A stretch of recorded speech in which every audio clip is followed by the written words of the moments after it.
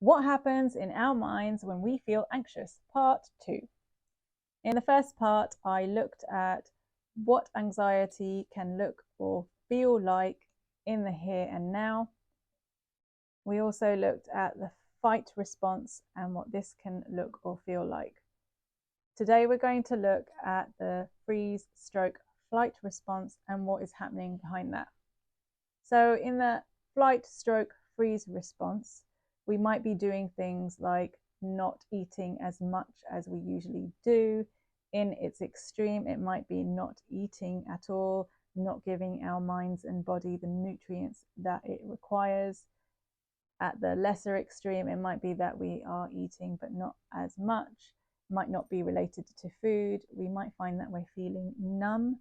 It might be very hard to make decisions, to get up and to do our everyday things.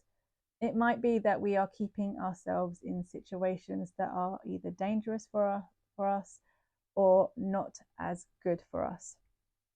And it might be that actually when we feel anxious, that it's a mix of these responses. Some people just go to a fight response, some people to a flight freeze, but many people also go or use a combination of both. So these responses were created in our childhood. They are surviving mechanisms or coping mechanisms that have been created to protect these younger parts of self.